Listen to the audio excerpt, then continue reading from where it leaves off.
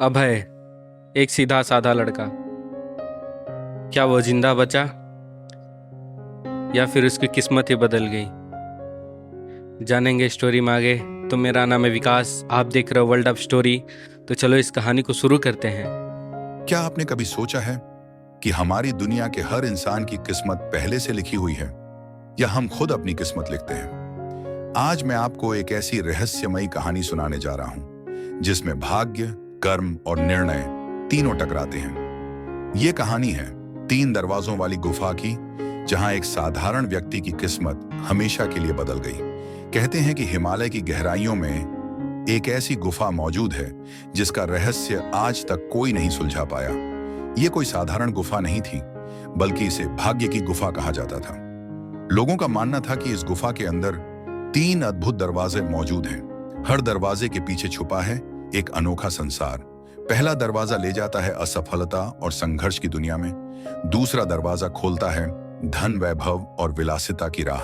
तीसरा दरवाजा मोक्ष और अमृतत्व का मार्ग दिखाता है। लेकिन समस्या ये थी कि कोई नहीं जानता था कि कौन सा दरवाजा किस ओर खुलता है।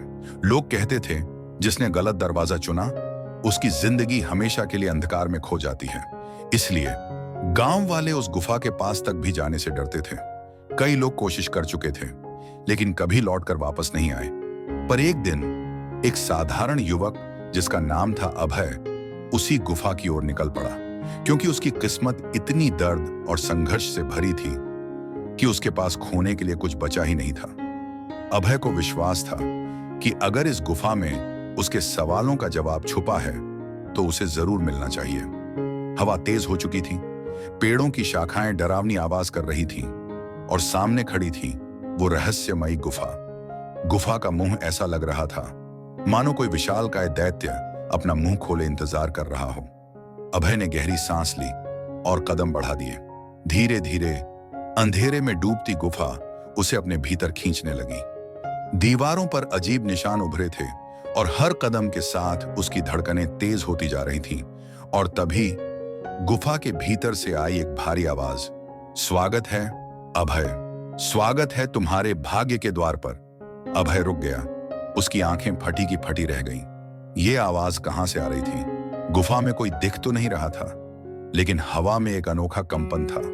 वो समझ चुका था उसकी जिंदगी का सबसे बड़ा इम्तिहान अब शुरू होने वाला है। अभय उस आवाज को सुनकर सन्न रह गया। उसकी रूह कांप उठी, लेकिन जिज्ञासा ने उसे रुकने नहीं दिया।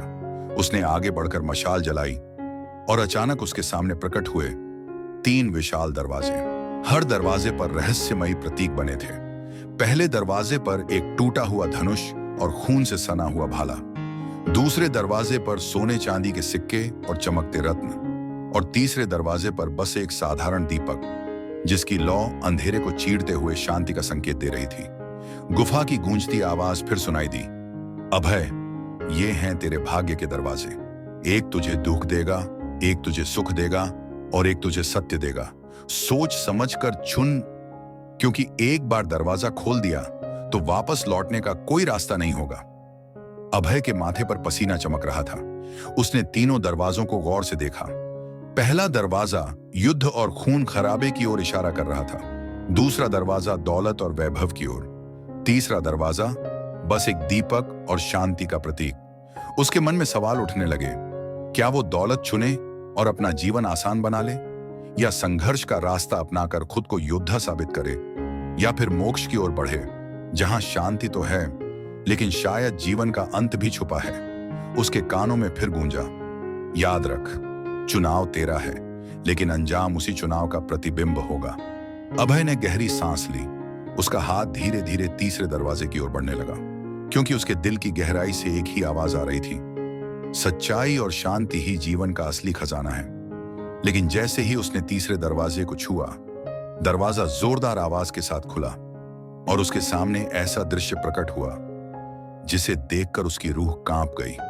वहां कोई साधारण दुनिया नहीं थी, बल्कि सामने खड़ा था एक विशाल दर्पण, और उस दर्पण में दिख रहा था उसका अपना भविष्य।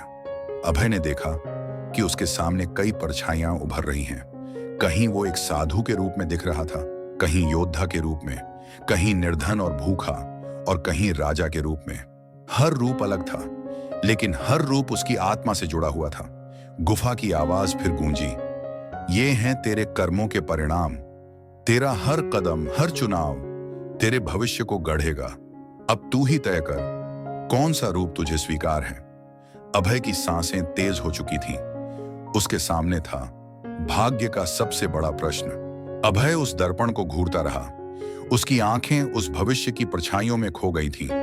कभी वो खुद को राजगद्दी पर बैठा देखता, कभी युद्ध भूमि में गिरा हुआ, कभी साधु तो कभी भिखारी। उसका दिल कांप रहा था। वो चीख पड़ा, ये सब क्या है? मैं कौन हूं? मेरा असली भविष्य कौन सा है? गुफा की गूंजती आवाज मुस्कुराई, जैसे उसे सब पहले से पता हो। ये सारे रूप तेरे ही हैं। तेरा जीवन एक धागा है और तेरे कर्म उस धागे में मोती पिरोते हैं। अगर तेरे कर्म पुण्य होंगे तो तू राजगद्दी पाएगा। अगर तेरे कर्म युद्ध और क्रोध से भरे होंगे तो तू लहूलुहान होगा। अगर तू लोभ चुनेगा तो निर्धन होकर जन्म जन्मांतर भटकेगा, और अगर तू सत्य चुनेगा तो साधु बनकर अमृत पाएगा। अभय चौंक गया। उसने दर्पण में देखा। हर परछाई जैसे उसे खींच रही थी। राजगद्दी वाला रूप कह रहा था, आओ शक्ति पाओ, सब पर शासन करो। योद्धा वाला रूप चिल्ला रहा था, खून बहाओ और अपनी वीरता साबित करो। भिखारी वाला रूप रो रहा था, तू खो जाएगा अगर लोभ में पड़ा तो। और साधु वाला रूप शांति से मुस्कुराकर बोला, आत्मज्ञान चुन, सत्य चुन, यही तेरा उद्धार है। अभय का दिमाग चकरा गया। वो सोचने लगा, क्या सच में मेरे कर्म ही मेरी किस्मत लिखते हैं? क्या भाग्य नाम की कोई चीज है भी या नहीं? गुफा की आवाज और गहरी हो गई। भाग्य कोई ताला नहीं, भाग्य एक आईना है। जो तू करता है वही लौटकर सामने आता है। कर्म ही तेरी सबसे बड़ी ताकत है और कर्म ही तेरी सबसे बड़ी कमजोरी। अभय ने हिम्मत जुटाई और बोला, तो क्या मैं अपना भविष्य बदल सकता हूं? दर्पण में साधु वाला रूप मुस्कुराया और बोला, हां, लेकिन केवल तब जब तू अपने कर्मों पर काबू पाले, जब तू क्रोध को त्याग दे, लोभ से बच जाए और सत्य का मार्ग चुन ले। अभय की आंखों में आंसू आ गए। उसने महसूस किया कि असली युद्ध बाहरी नहीं बल्कि भीतर का है। शत्रु कोई और नहीं बल्कि उसका अपना लालच, उसका अपना क्रोध और उसकी अपनी इच्छाएं हैं। गुफा की आवाज फिर बोली, याद रख, इंसान का असली रणभूमि उसका दिल है। बाहरी युद्ध जीतने वाले राजा बनते हैं, लेकिन अंदर का युद्ध जीतने वाले अमर हो जाते हैं। अभय कांपते हाथों से दर्पण को छूने ही वाला था। तभी अचानक दर्पण में आग की लपटें उठी और पूरा दृश्य बदल गया। उसने देखा, आने वाला समय और भी खतरनाक है। उसकी आंखों के सामने खून से लथपथ धरती, लोगों की चीखें और एक ऐसा युद्ध जहां इंसान ही इंसान का दुश्मन बना हुआ था। अभय हक्का बक्का रह गया। उसने डरते हुए पूछा, ये कौन सा भविष्य है? गुफा की आवाज पहली बार गंभीर और भारी हो गई। ये वही भविष्य है जो पूरे मानव जाति के सामने खड़ा है। ये तेरी नियति ही नहीं बल्कि पूरी दुनिया की नियति हो सकती है। अगर इंसान ने अपने लालच और क्रोध पर काबू नहीं पाया तो धरती जल उठेगी। अभय सन्न रह गया। उसने समझ लिया, अब यह चुनाव सिर्फ उसका नहीं बल्कि पूरी मानवता का है। अभय दर्पण के सामने खड़ा था। उसकी सांसें तेज थीं, माथे से पसीना टपक रहा था। उसके सामने भविष्य की तस्वीरें चमक रही थीं। कहीं वो राजा था, कहीं भिखारी, कहीं साधु और कहीं योद्धा। गुफा की आवाज धीरे धीरे गूंजी, अभय, अब समय आ गया है। तुझे चुनना होगा कौन सा मार्ग तेरे जीवन का हिस्सा बनेगा। याद रख, एक बार चुनाव कर लिया तो लौटना असंभव है। अभय के भीतर तूफान उठ रहा था। राजा वाला रूप उसे पुकार रहा था, शक्ति चुन, सब तेरा हो जाएगा। भिखारी वाला रूप चिल्ला रहा था, मत चुन लोभ, वरना तेरा सर्वनाश होगा। योद्धा वाला रूप गरज रहा था, खून बहा, तभी तेरी वीरता साबित होगी। और साधु वाला रूप बस शांत खड़ा था, दीपक की लौ जैसा स्थिर। उसकी आंखों में करुणा और दया थी। अभय का दिल डोलने लगा। क्या वो वैभव चुने, क्या वो युद्ध चुने, या वो शांति का मार्ग अपनाए? दर्पण से आवाज आई, याद रख, असली शक्ति दूसरों पर शासन करने में नहीं बल्कि खुद पर नियंत्रण रखने में है। ये सुनकर अभय की आंखें भर आईं। उसे अपने जीवन के सारे दुख याद आ गए, गरीबी, संघर्ष, अपमान। और उन सभी हालात में उसका गुस्सा और लालच। उसने समझ लिया यही सब उसकी असफलता की असली वजह थे। उसने कांपते हाथों से दर्पण की तरफ इशारा किया और कहा, मैं साधु वाला मार्ग चुनता हूं, मैं सत्य चुनता हूं, मैं चाहता हूं कि मेरे कर्म ही मेरी ताकत बने। जैसे ही ये शब्द उसके मुंह से निकले, पूरा दर्पण सुनहरी रोशनी से चमक उठा। गुफा में हलचल मच गई। तीनों दरवाजे जोरदार आवाज के साथ बंद हो गए और सिर्फ तीसरा दरवाजा खुला रहा। गुफा की आवाज अब और भी दिव्य हो चुकी थी। शाबाश अभय, तूने सबसे कठिन रास्ता चुना है। धन और युद्ध के मार्ग आसान थे, लेकिन वो तुझे सिर्फ अंधकार में ले जाते। सत्य और ज्ञान का मार्ग कठिन है, लेकिन यही तुझे असली स्वतंत्रता देगा। अभय की आंखों के सामने अचानक एक दृश्य प्रकट हुआ। उसने देखा लोग शांति से जी रहे हैं, धरती पर हरियाली है और मानवता सुख समृद्धि से भरी हुई है। ये वो भविष्य था जो इंसानियत को मिल सकता है अगर हर इंसान अपने कर्मों को सुधार ले। अभय भावुक हो उठा।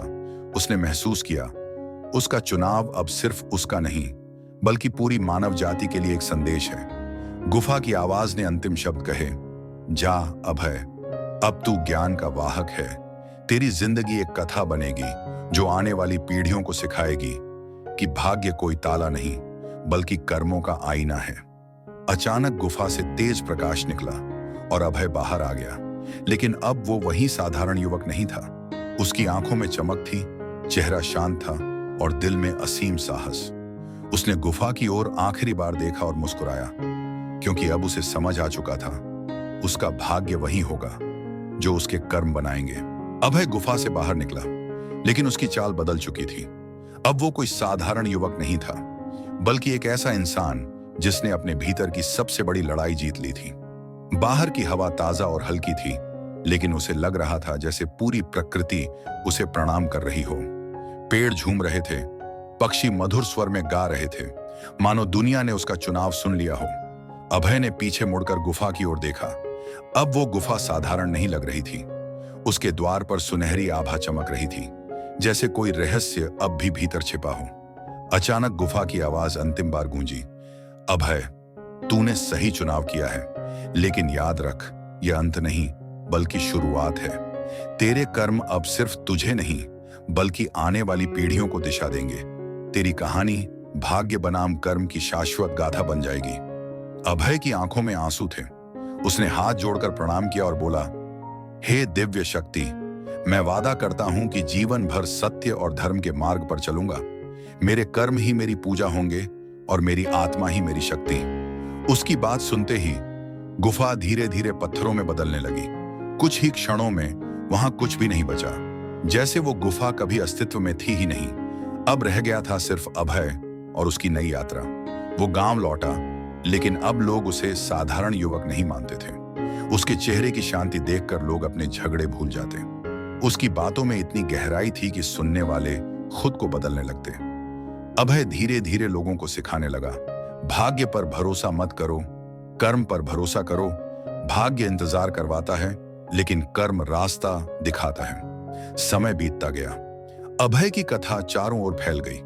उसका नाम इतिहास नहीं, बल्कि प्रेरणा बन गया। और अंत में उसकी कहानी हमें यही सिखाती है कि इंसान का असली युद्ध बाहर की दुनिया में नहीं, बल्कि भीतर के लालच, क्रोध और अज्ञान से है।